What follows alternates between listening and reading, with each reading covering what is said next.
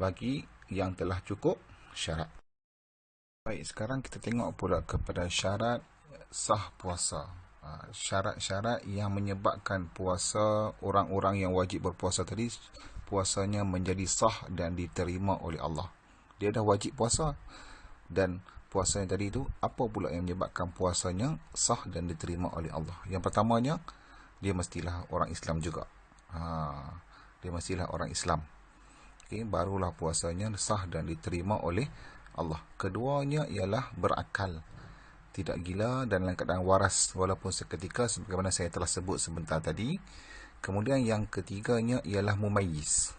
Mumayyiz ni maksudnya dia boleh membezakan antara perkara yang baik dan juga perkara yang buruk. Sebagai contohnya, saya bagi contohnya, contoh Iman Firdaus. Iman Firdaus, dia datang sekolah, tiba-tiba Huda bagi kepadanya satu kek.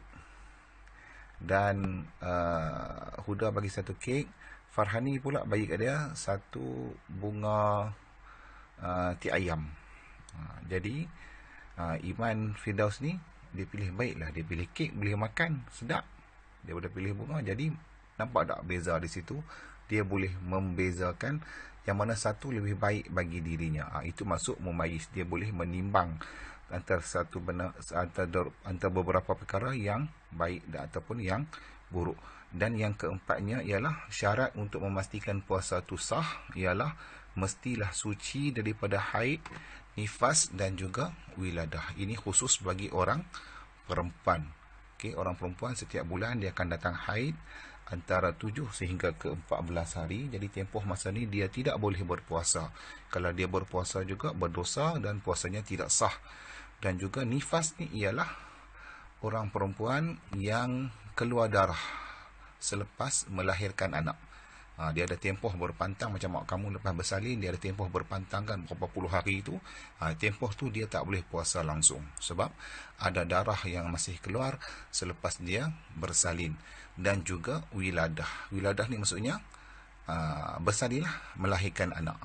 Tempoh ni tak boleh berpuasa, khusus bagi orang perempuan saja. Jadi ini antara syarat-syarat yang menjadikan puasa seorang itu sah ataupun tidak. Selain daripada sebab-sebab ini, maka puasa tadi adalah sah. Kita tengok pula kepada amalan-amalan sunat yang boleh dilakukan sepanjang tempoh kita berpuasa di bulan Ramadan. Okay, antara amalan-amalan sunat yang diamalkan oleh baginda Nabi SAW yang kita boleh ikut, pertamanya ialah kita kena bersahur. Dan sahur tadi tu kita lewatkan. Bersahur ni adalah, Nabi kata apa? Bersahurlah kamu, sesungguhnya pada bersahur itu ada hikmahnya, ada kelebihannya, ada fadilatnya pada bersahur tadi. Dan sahur tu mestilah dilewatkan.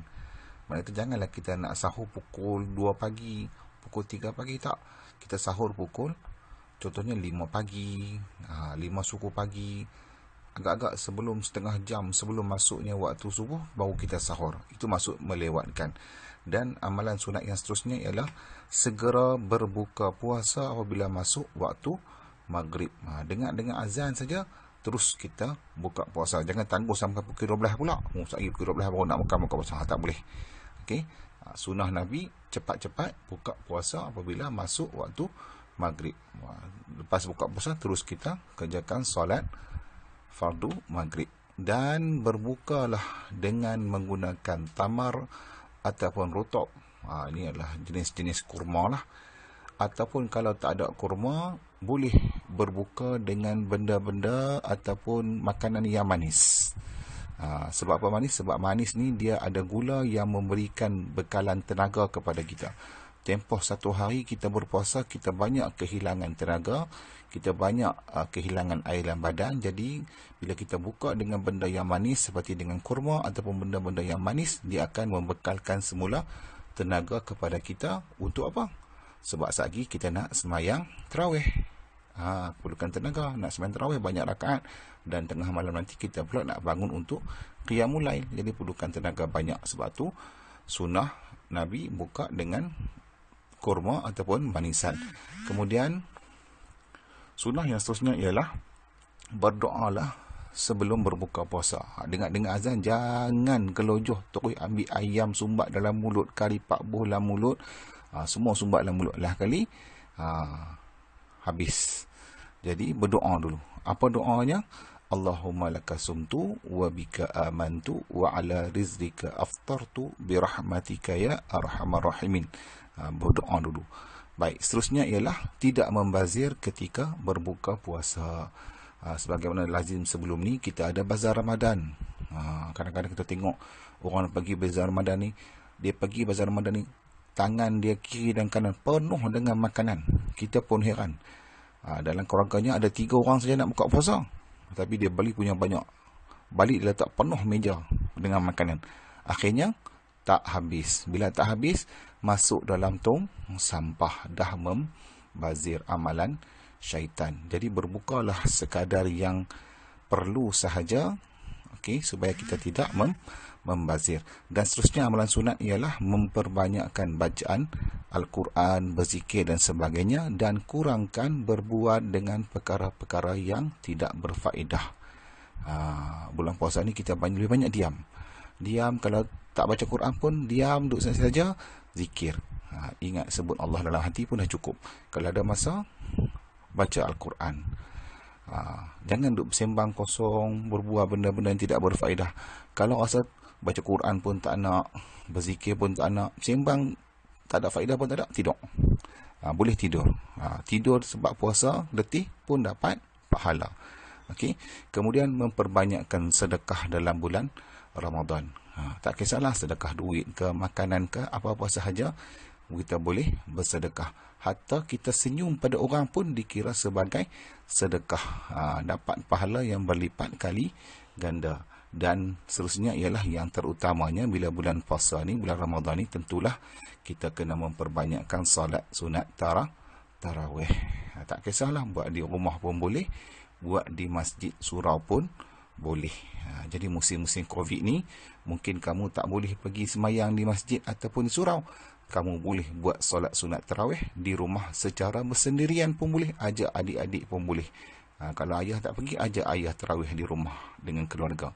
Okey, baik. Dan seterusnya ialah qiyamul lail. Bangun pada sepertiga malam untuk buat beberapa solat sunat.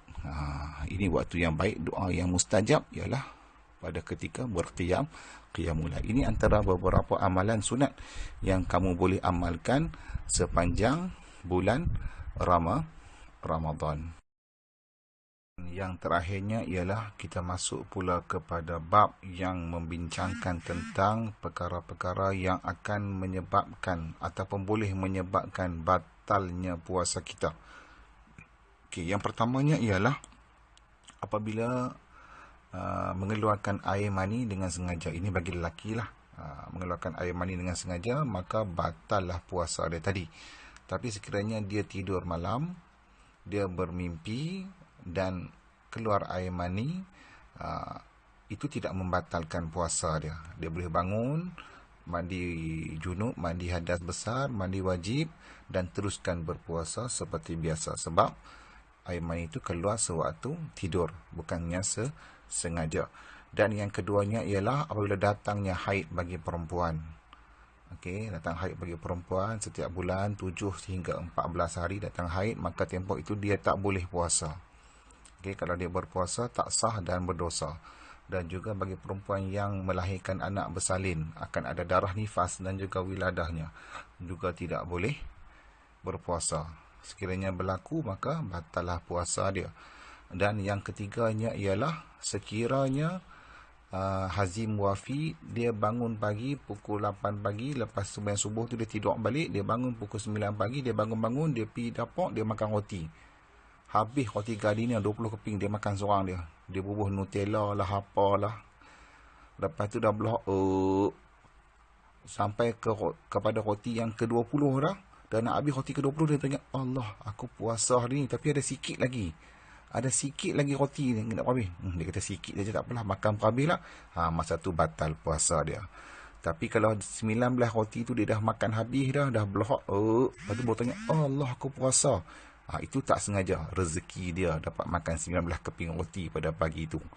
Tapi kalau dia sengaja dah tahu puasa, dia makan juga walaupun sebiji nasi, maka batal puasa tadi, ataupun minum dengan sengaja. Kemudian muntah dengan sengaja. Muntah dengan sengaja ni macam mana? Contohnya, dia dah puasa, dia bangun pagi, dia gosok gigi. Dia gosok gigi, kemudian dia berus lidah dia, sengaja dia bagi muntah. Itu puasa batal. Kemudian jima'.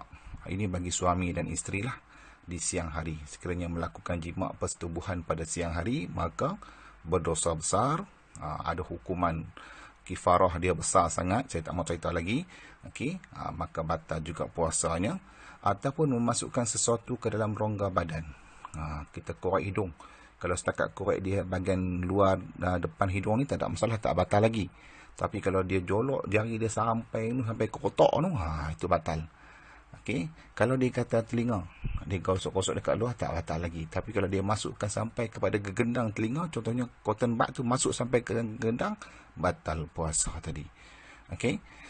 Kemudian gila, mabuk ataupun pengsan sepanjang hari. Daripada daripada pagi tu, dia pengsan sampai masuk waktu maghrib, maka hari tersebut puasanya tidak sah dan batal. Tapi kalau ada satu ketika, contohnya daripada pagi tu dia gila, dia pingsan, pukul 4 petang dia sedar balik. Sedar tu hanya kata 2-3 minit sahaja, dia pingsan balik sampai malam. Puasa hari tu sah, walaupun dia hanya seketika sahaja dia tersedar. Dan yang terakhirnya ialah batalnya puasa tu sekiranya berlakunya murtad. Murtad ni maksudnya keluar daripada agama Islam. Jadi ini antara perkara-perkara yang boleh menyebabkan terbatalnya puasa.